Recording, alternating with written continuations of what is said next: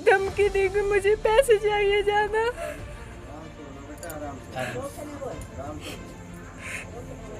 और 2 लाख रुपए भी मांगा, और जिसकी वजह से मैंने नहीं दिया तो मार पिटाई करने लग गई मेरे साथ। मैं आ रहा हूँ, रुक जा, तू ऊपर बैठ, मैं आ रहा हूँ। उन्होंने फ्रूटी लाई और मुझे पी, उसमें नशीले पदार्थ थे जिसकी वजह से मैं बेहोश हो गई। अच्छा, फिर बेहोश होने के बाद मेरे को होश आया, फिर मेरे साथ उन्होंने गलत काम किया था। आपके पति ने? जी।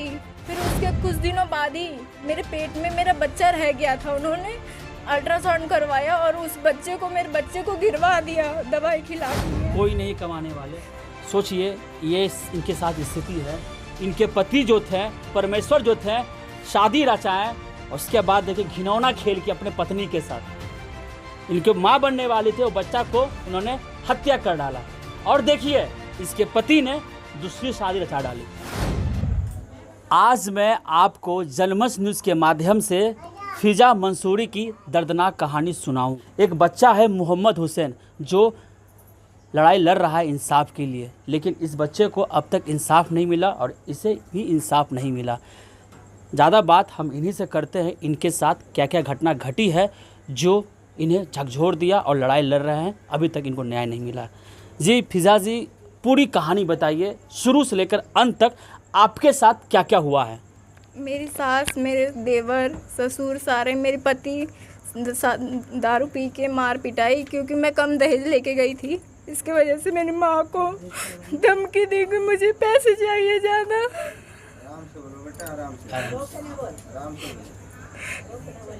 और 2 लाख रुपए भी मांगा, और जिसकी वजह से मैंने नहीं दिया तो मार पिटाई करने लग गई मेरे साथ, और मुझे मार के भगा दिया कि जब तक तू 2 लाख रुपए नहीं लाएगी मैं तेरे को नहीं रखूँगा।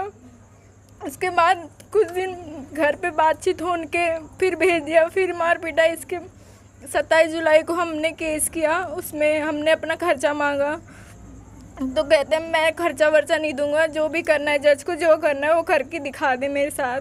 फिर ऐसे ही 2 साल हो गए खर्चे को, अभी तक 1 रुपये नहीं मिला हमें, ना मेरे बच्चे को मिला, और ना ही वो खुद भी कोर्ट भी नहीं आते, कभी भी नहीं आते। 30,000 कोर्ट में हमारा चल रहा है। आपका पूरा पता क्या है? जी 175/15 गुलशन चौक, पंजाबी बस्ती, बलजीत नगर। और शादी कहाँ हुई थी? गुलशन चौक पे ही रहते हैं वो लोग भी, यहीं गुलशन चौक, पंजाबी बस्ती, बलजीत नगर में, मदरसे के पास। आपकी शादी कब हुई थी? 18 नवंबर 2018 को हुई थी। मेरी शादी को 4 साल हो गए हैं। इन्होंने हमें बस 5-6 महीने था जब मेरा बच्चा मेरे पेट में आया, 5-6 महीने का, तभी से इन्होंने मार पिटाई चालू कर दी थी। पति अभी कहाँ है? पति अभी मेरा जेल में है। क्यों, कैसे गया? क्योंकि उन्होंने मुझे बुलाया अपने घर कि मैं ना समझौता करूँगा, अपने साथ रखूँगा अपने बच्चे को। तो मैंने कहा ठीक है।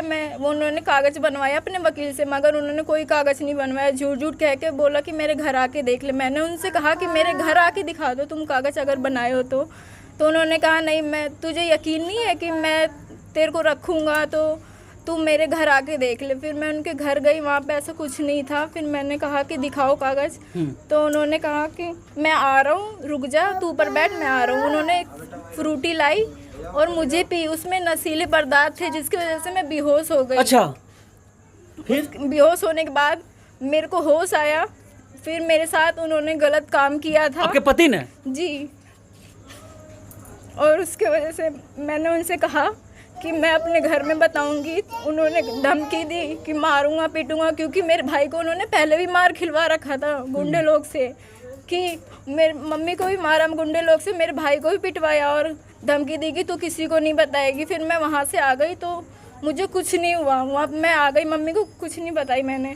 फिर उसके कुछ दिनों बाद ही मेरे पेट में मेरा बच्चा रह गया था। उन्होंने अल्ट्रासाउंड करवाया और उस बच्चे को, मेरे बच्चे को गिरवा दिया दवाई खिला के। अच्छा, जो आपके पति जो गलत किए थे उसमें आप माँ बन गई थी? जी। उस बच्चे को आप पालना चाह रही थी, बड़ा धरती लाना चाह रही थी आप? मैं उससे कही थी कि मैं इस बच्चे को पालना चाहती हूँ। उसने कहा मुझे ये बच्चा नहीं चाहिए, मुझे दूसरी शादी करनी है। मैंने नहीं खाई दवाई, उसने बोला ये खा ले दवा। मैंने बोला मैं शारीरिक तौर से कमज़ोर हूँ, मैं नहीं खा सकती। उन्होंने पता नहीं बाहर गए और दवाई लेके आई, जहाँ अल्ट्रासाउंड करवाने लेके गए थे वहीं पे कहीं से दवाई लेके आई उन्होंने। और लेकिन आपने कहा कि वो जेल में किस जुर्म में जेल गए हैं?